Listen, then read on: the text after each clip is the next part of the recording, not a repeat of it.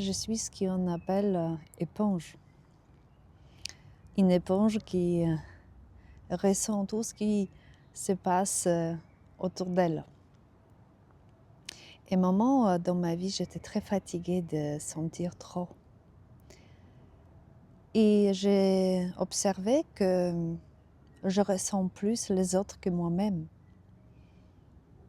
Et à un moment, je disais stop. Mais au début, je ne savais pas comment je peux faire pour ne pas sentir. D'un côté, c'est mon grand talent ou qualité ou tout simplement quelque chose que j'étais heureuse de sentir plus. Mais je ne pouvais plus vivre normalement parce que la relation humaine me fatiguait. À un moment, je me sentais plus capable de voir trop de monde parce que je rentrais trop fatiguée. Et je n'étais plus d'accord pour ça. Et quand j'observais ça, et d'où ça vient, d'où ça s'est commencé, quand est-ce que ça s'est commencé, j'ai compris clairement que j'étais tout simplement conditionnée pour aider,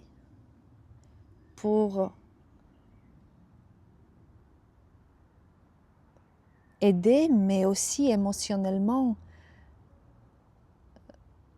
aider aux autres. Et c'est un message inconscient qui était envoyé par mes parents, que les autres sont plus importants que moi. Et comme les autres sont plus importants que moi, pourquoi faire attention à ce que je ressens moi? Autant faire attention à ce que ressentent les autres. Parce que c'est à lui qu'il faut que j'aide. C'est cette personne-là qu'il faut que je sauve. Et mes émotions, il n'y a aucune importance. Et je pense que c'est là où ça s'est commencé à devenir éponge. Jusqu'au moment où je ne voulais plus, je ne pouvais plus, j'étais plus d'accord.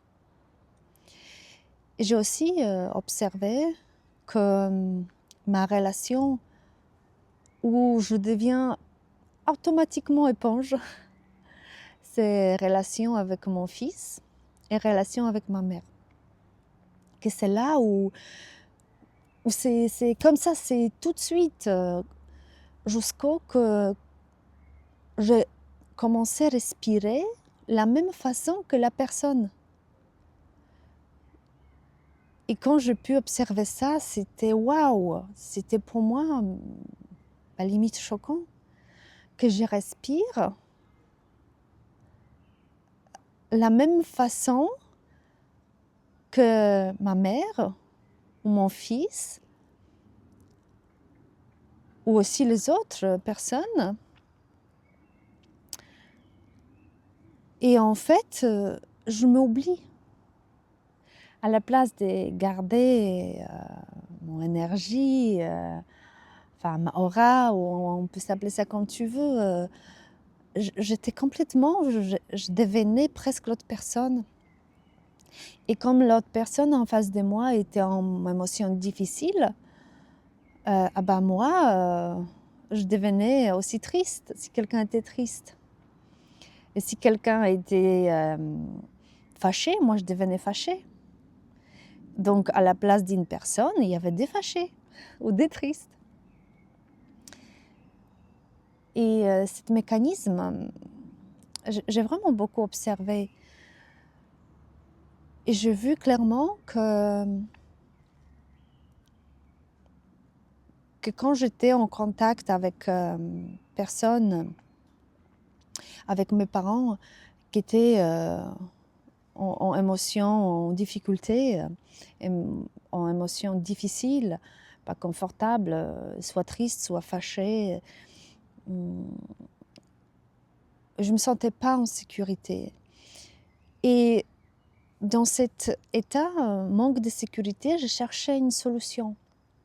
Et ma solution, c'était aider la personne émotionnellement de devenir l'état harmonieux.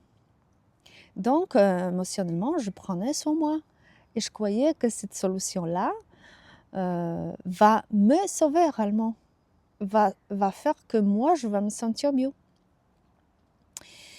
Et donc, quand je suis devenue comme ça, cette éponge, au moment où les contacts n'étaient plus possibles avec les autres. Et je me dis, il doit y avoir une solution pour ça.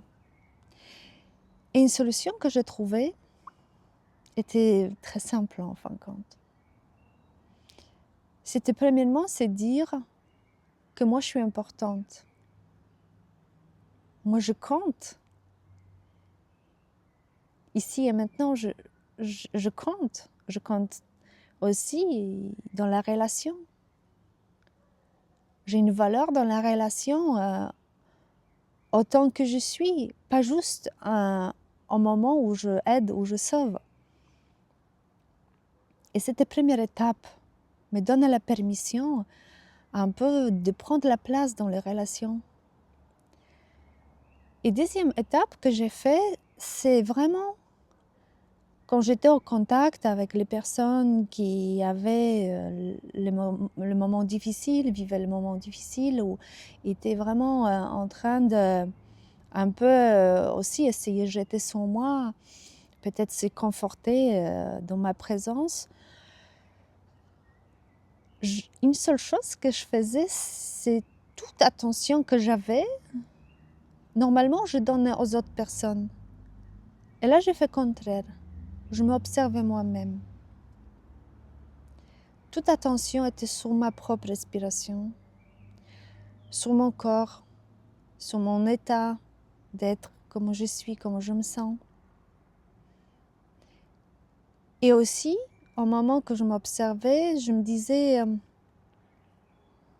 c'est toi, c'est... Je me faisais attention mentalement la différence entre moi et la personne. Je sais que ça paraît complètement fou. C'est normal qu'on a notre limite, on a notre corps qui nous sépare, mais au niveau énergie, il n'y a rien qui nous sépare. Et comme quelqu'un est beaucoup attentionné sur les autres, pas sur soi-même, cette énergie, elle passe. Et on ne sait plus où c'est ma énergie ou ta énergie. Et c'était un petit, on va dire, je faisais ça plusieurs fois pour me entraîner, sentir moi-même dans les relations avec les autres. Surtout, les relations qui sont très fusionnelles, très physiques, dans le sens mère et enfant, on était à un moment un corps. Donc, je ressens que cette relation a beaucoup plus facilité de se fondre, de devenir un.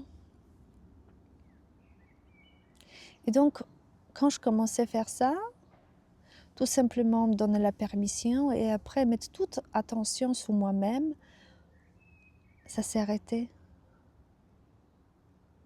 Et je pouvais être moi-même.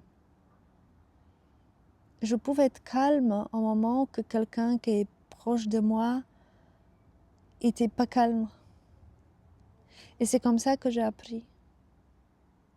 Savoir ce qu'il y a à moi et ce qu'il y a à d'autres personnes.